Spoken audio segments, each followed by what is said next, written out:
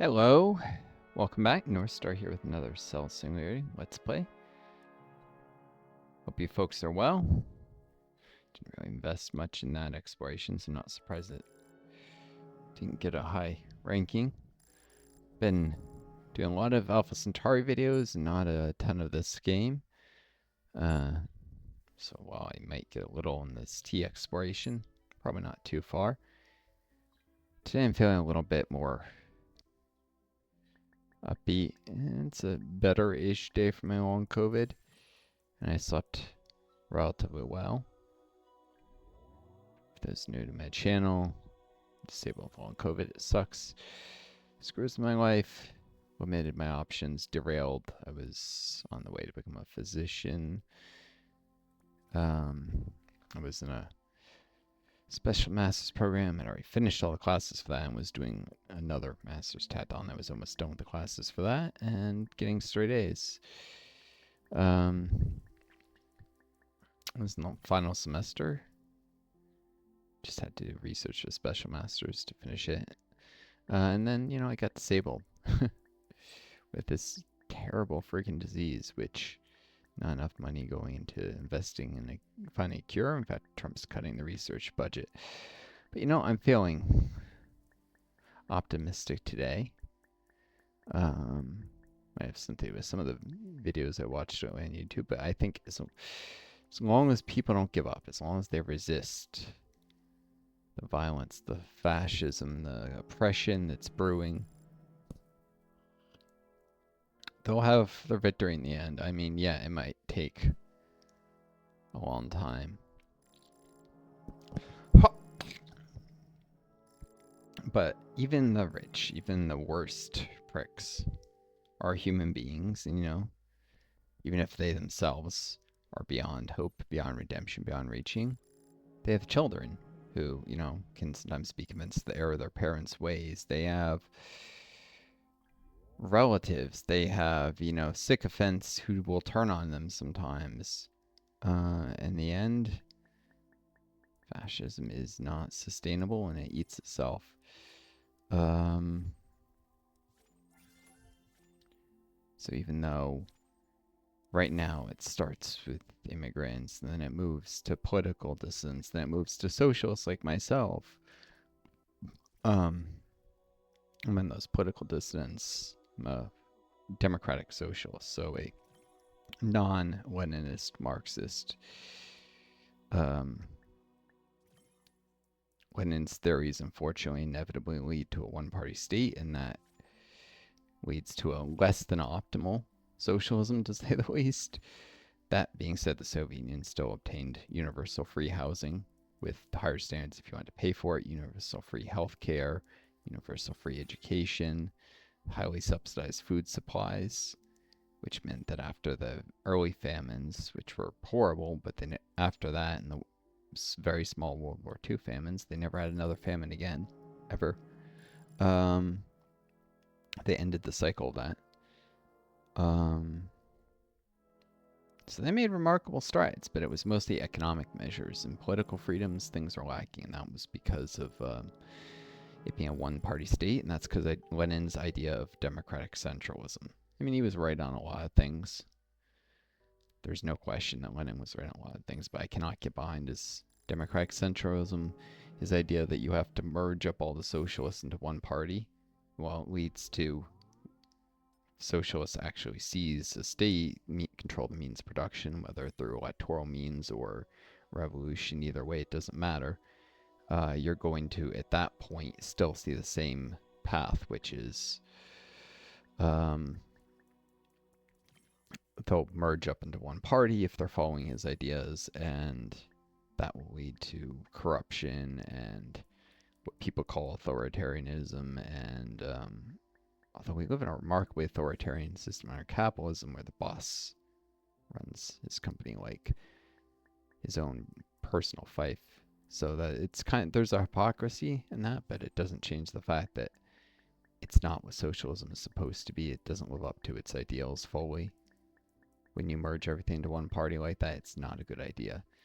You need multiple competing socialist parties. You need ideally like 10 or 12 different socialist parties, all with different ideas of the way that the country should go, and different interpretations of Marx's writing in some cases, and different ideas of the way to spread the revolution around the world. Some might even not want to do that, although socialism in the long run needs to survive, needs to spread itself around the world to survive, just as, how would I say, the Cold War was won by the U.S. not because capitalism was superior or something, but because the U.S. and its bloc had the majority of the world on it, on the majority of the money, the majority of the manpower and resources within its borders. The capitalist bloc was bigger, more powerful. There was just no nation in the world, no matter what ideology, no matter what system they ran, that could have stood up to the United States. Yeah, if you like some woo America type folks, yes, I am telling you, the United States was unstoppable, but it wasn't unstoppable because of capitalism. It was unstoppable because it was just such a big, powerful nation with powerful allies. And if the United States had been socialist and the Soviet Union had been capitalist, then socialism would have won the Cold War. If you just mirrored the ideologies, the side the U.S. was on was going to win no matter what ideology they were. There's no question about that. I mean, let me rephrase that. Was likely to win. There's still a small chance the Soviets could have won, even when the way things went. They did remarkably well, but that was a very tiny, infinitesimally small chance. And it was actually a better chance than if you mirrored the ideologies, because the capitalist system in the minority like that would have suffered, would have done far worse, being on the weaker side. So there was no chance if you mirrored the ideologies of the Soviet side winning. But yeah, there was almost no chance of Soviet Union winning, and it was, again, not because of ideology, but because of the balance of power. So yeah, because socialism is established nowhere, and it's in the world right now, really, except Cuba, and to a degree, China is in a limbo between socialism and capitalism, but it's not firmly established there. It's very much in danger. Ever since the opening up, China has toyed with just becoming fully capitalist. So with China in limbo, Cuba being a tiny, isolated country, if any major country, such as say the United States, ever went socialist, it would still be alone in the world as a socialist country, and it would need to spread its ideology around the world. Otherwise, it'd be outnumbered, cut off from natural resources, cut off from technology that's developed outside its borders, which there's always going to be more tech developed where the majority of the world's wealth and population lie, which in this Cold War was in the United States capitalist bloc. You could have mirrored the ideologies, and it would have been the other way around with socialists having the largest block of manpower and technological facilities, laboratories and stuff also matter. Anyways, nonetheless, people keep resisting fascism. I'm sure that there will be victory against it in the end. It's a self-defeating ideology. And I'm somewhat less sure, but have reasonable confidence that there will be an eventual victory of socialists. The ideology may have to adapt, may have to change, may have to get over some of its stubborn Marxist-Leninist roots and take a new form, but capitalism is destroying the planet. It is putting us in danger of climate change wiping us out. It's putting us in danger of mass AI automation causing societal collapse because too many people become unemployed too quickly. It's putting us in danger of global thermonuclear war and just ecological disaster from mass extinctions and habitat change, because that's occurring already. Habitat destruction, and one of the biggest mass extinctions Earth has ever seen is currently happening. already. This isn't a future if climate change continues. No, we're already losing species at an unprecedented rate. This is not a stable situation. And an economic system that's built on infinite growth, where on top of that, the billionaires keep getting an infinitely larger amount of wealth and outpacing the rest of the population, it's not sustainable. At some point, the billionaires become so powerful, they will take charge. If they don't now, so that's in the short run, but I think people look at this and they'll see this cannot continue at some point. People are going to move away from capitalism. Got to be an optimist, but it's not going to be automatic. People have to struggle for it. They have to fight. They have to resist. They have to get out and protest and march. In countries that are monarchies, that are brutal, oppressive, authoritarian regimes or dictatorships, I think it can be fair to say that in those countries, people will have to take less peaceful means because, if you're living in Saudi Arabia and they'll behead you if you oppose the government. But anywhere else, there's peaceful, legal means to achieve change. And if people don't give up, they'll find a way.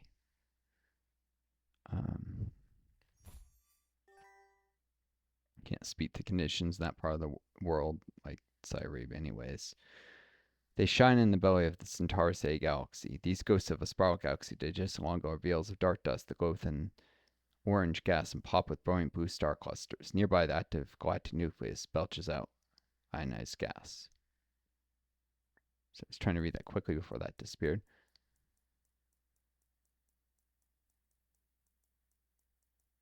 Spirals, ghosts. Interesting. That's in the Centaurus A group.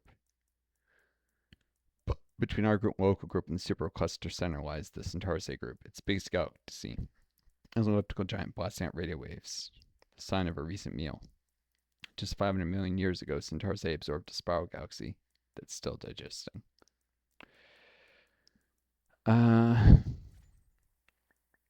Yeah, but I can say, as Trump sticks people in ICE detention camps that are owned by a corrupt member of his cabinet, who was also part of the Obama administration, because the Democrats are just the left wing of fascism, the ratchet effect that Republicans make things worse and Democrats prevent things from being fixed. And sometimes the Democrats even push things in the wrong direction, like they did under Obama with immigration and drone strikes and mass surveillance. I think people will eventually rise up and demand, say, a new constitutional convention. Get out, protest, demand that, because there's so many changes that need to be made to the system. It can't be like, we'll push really hard and we'll pass one law or we'll get one constitutional amendment. No, we need like a dozen constitutional amendments to fix the system at this point. So that requires a constitutional convention to get that done for that to actually be a reasonable goal. So maybe if Trump takes things dictatorial and that fails, people look back and say how we can prevent this and decide radical changes are needed. Maybe that's how we'll get something like that. It's completely possible. Just like when people are reflecting on the legacy of the Nazis and they're saying, how can we prevent that from happening again? Those people who oppose them anyways in Germany.